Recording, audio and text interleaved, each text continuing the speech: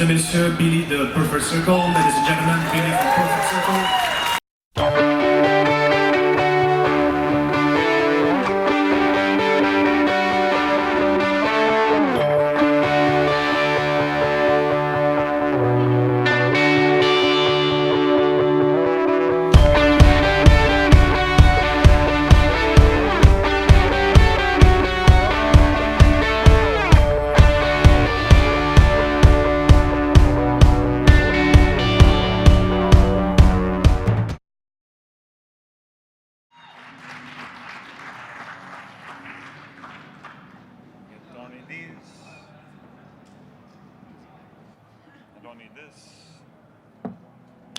Hi, Billy. Hi. Where are We you? are happy to see you here at Hellfest Festival, or French Festival. So, your first impression? Of the festival? Yeah. Maybe Perf- you just arrived. Just waking up. Yeah, we haven't seen anything yet. We just got in the backstage and kind of getting settled and came here. So, looking forward to it. Great. Thank you. Maybe can I ask a question about the Elephant? Your last album. Yeah. It's just an amazing album. So Thank you. Merci. I loved it. So how do you feel after release this album? The impression of your fan? Good. I mean, yeah, it feels great to be done with it. Our full focus now is being on the road, representing it live. And that's where the songs start to grow. They start to evolve and move on from what they are in the recorded, form. So that's where it's funny because I don't think of the record now. I think of the record live, Yeah. And but it's really nice to be able to play most of these songs. We've been doing about 7 or 8 songs live during our headlining shows. So I know we just announced a show coming. We were playing in Paris and then coming back again in December. So you play at 1 o'clock? Yeah. So yeah, we would be there for sure. Yeah. We I would be promise there I'll take a and nap. enjoy. I will take a nap and I'll be awake for the show. Thank you so much, Billy. Thank you. Next question. D'autres questions pour Billy? Yes. Hi. Hi. What is different now when you wrote the last album from the previous one? What is different in your approach to music? Different in your, the band? The whole band, the working method of the band? I guess mostly being 14 years older, quite different. Musically, at least for me, I mostly play guitar, but I tried to put it down, pick up the keyboard this time, and kind of shoot in the dark and fumble through the notes in that form to get out of habits of writing the same thing on guitars. So that was the beginning difference. And I wanted to work with someone else. I've always produced and engineered all the Perfect Circle records and wanted to bring in an outside producer, and that was a very different experience, to sit back on the couch and be able to play and not have to stress so much about the files and how things sound and things like that. So it was a different experience, but all in all, it was the same kind of thing where Maynard and I collaborate. I would give him kind of loose ideas of songs. He would put lyrics to it. I'd build upon that, and then we wind up with a finished song. So easy as that. Hello. Hi. Having seen you touring for this album a few stops already, I was wondering why you chose to do a different live arrangement of Judith rather than going with the traditional. Of 3 recording. Libras. Excuse me, 3 Libras. I'm sorry. Sorry to correct you. Yes, no, that's fine. That's one of the. It's funny. Maynard's been writing the set list. It's something he really felt strongly about. He wanted to do and have this different take on that song. And we had done it early on. We did it on our first tour, so we kind of just brought it back to revisit. And it seemed to fit well within the set. So, yeah. Billy, it's me again. Yeah. Yeah, I have just this question about the concept of the hologram. We just discovered this video clip, so could you tell us a little more about it? I don't want to spoil it. It's like a little for our, there's a special edition of the music you buy, right? And there's a little decoder that you put on top of your phone, and it gives this 3D hologram, and it's just more, added content, and that we wanted to enrich the music with. Kind of as simple as that. I won't give much more away than that. After a studio album, do you think your next could be a live CD or DVD? Probably not right now. We'll document this tour at some point, probably in the fall. We're going to go back on tour in the fall. We just put one out a few years ago, so I think it'll be a little bit before we do that again. But we'll document this, and so someday down the road it'll come out, I think.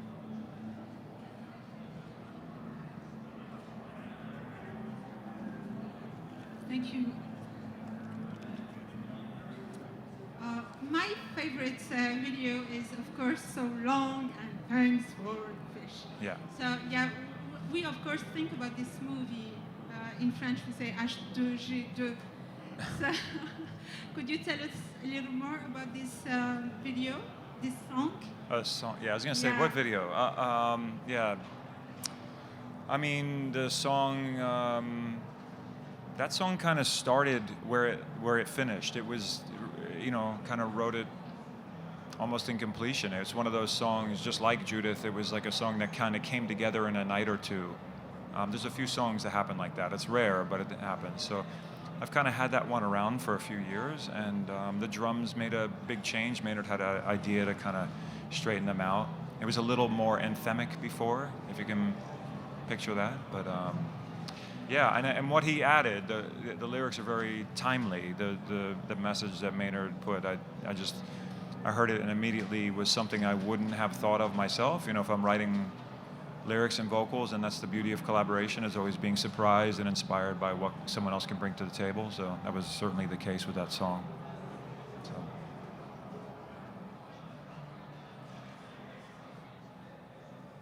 Hello. Hi.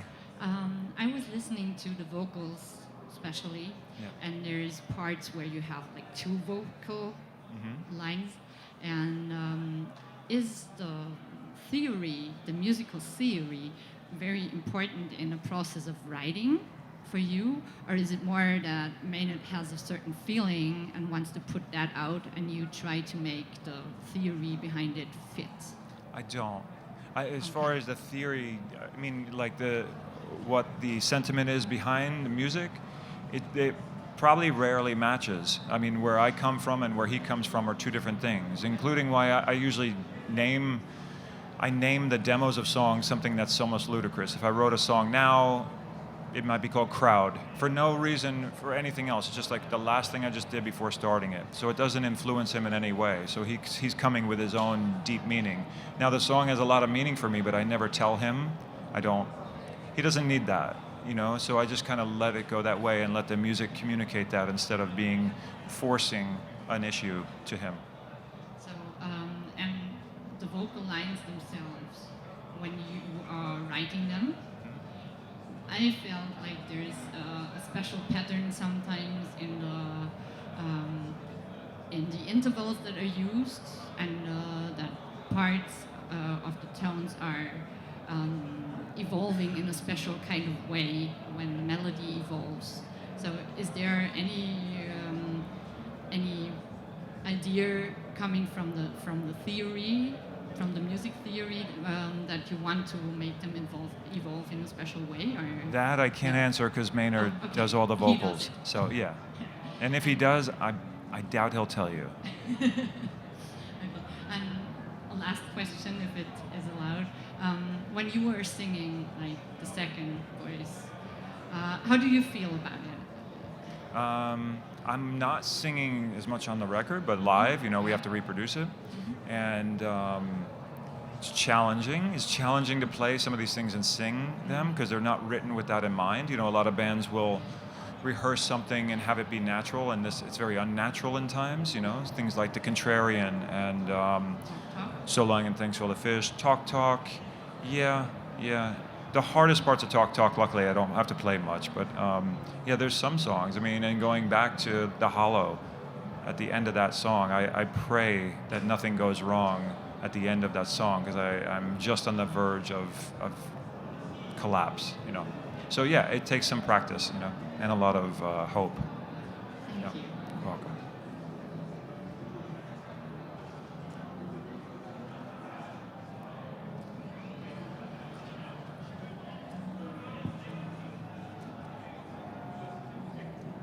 Hello? Hello. Strong, right? Yes. Yeah. You just told us that some songs evolve when you play them live. Yeah. So could you tell us more about some songs that you started to play and that are evolving now? Yeah, I think things like the Contrarian. Contrarian on the record is probably one of my favorite, if not my favorite of right now. But live, it's kind of different. You know, the way the vocals are layered and the way things are tame and put into place. You know, I think there's more breath to that song now. I think there's more openness. I think it's bigger. So it's just, it's something we don't even talk about too much. I think each player will kind of start to evolve and find its way, and we kind of listen. You know, being a musician is about listening more than even doing. You know, it's listening to inspiration, it's listening to collaboration, it's going back and listening to what you did. And I think every night it just gets a little better and a little more evolved. So it's just a growing process, and it's hard to say in words how that works. I don't know. Thank you. Okay. So, hi. Hi. You played 2 years ago at the Howerdel Festival, and why? At what? So, Welcome to Rockville. Welcome to Rockville. well, welcome to Howerdel Festival. Oh, okay. So, why did you took so much time to come back in France, and will we come back again?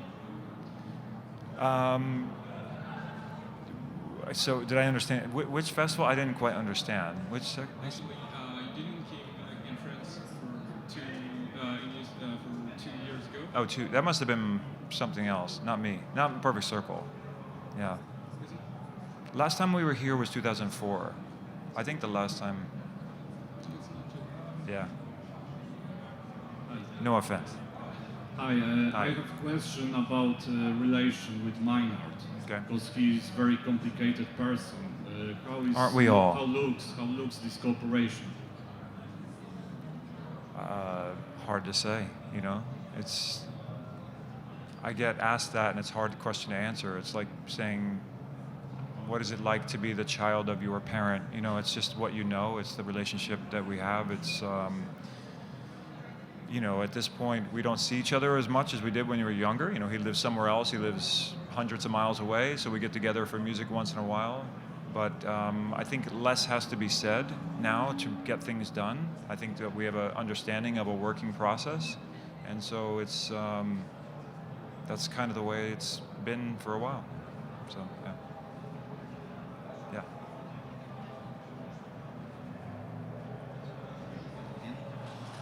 Do you believe the work you did with Ashes Divide and what Menot did with Pacifer and all his projects had an influence in the new record?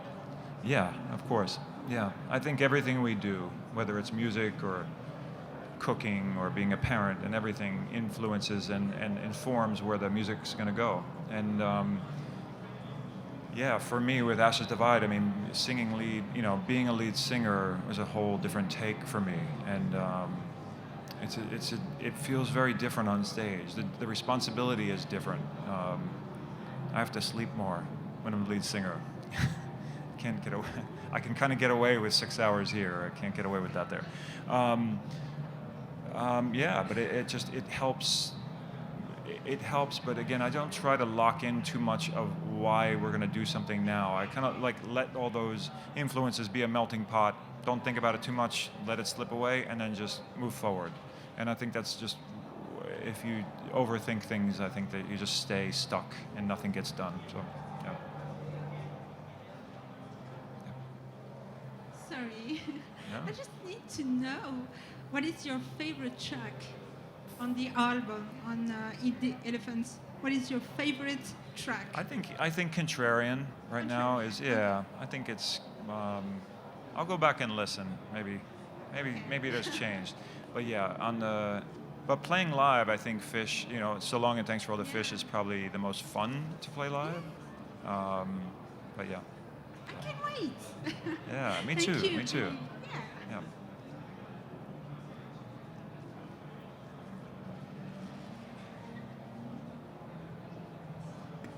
Hey up. Hello. So you guys are playing for what, an hour 10 minutes, something like that. So it's That's right. Yeah. slightly less than a full show. You're doing your own, your own show and stuff. So how do you decide what songs go in the set list? Is it like, oh, this new song would complement this old song really, really well, or is it a collective process, or does one of you walk in the room and go, right, we're playing this? Maynard and I used to kind of bounce back and forth with writing the set. He's been doing it now, so he's been writing the set. I just wait for something to show up in my inbox on my email, see what he's thinking that night.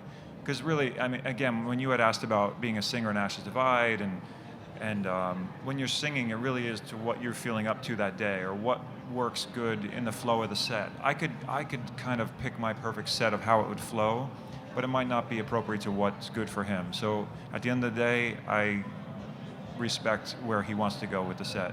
And we've been getting a good flow between the headlining shows, our own, and then the festival set. So we're kind of, tonight will be somewhat similar to that.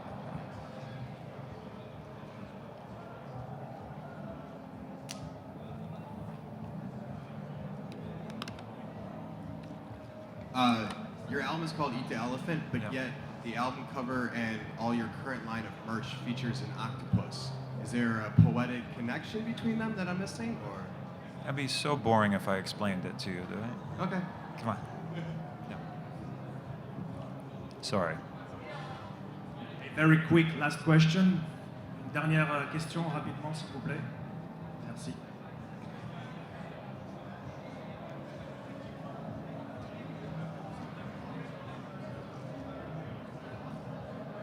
Hello. It's a question that I have in my head, and I think there is no real answer to it, but I'm still asking you. What do you think defines somebody, or who decides who is an artist? Do you feel like you are an artist, or what is this thing called artist? I mean, I don't know. I think things start with what isn't creative. Everything you do is creative, hopefully, right? And so it's just, I'm lucky enough to make a living from it. I mean, there's many things I do in my life that have nothing to do with music that I still have to be creative with, And I mean, I love to cook. I think that's one of the things I get as much pleasure out of as music, is, cooking a great meal for someone and them enjoying it, having a conversation. It takes creativity, it takes reading the room, it's understanding a lot of those things, but bringing yourself and hopefully not just following a recipe and eventually, making it your own. I think that's, so I feel, it comes in many different forms, but I'm lucky that, you guys let me do this for a living, so thank you. Thank you for the music. Merci à tous.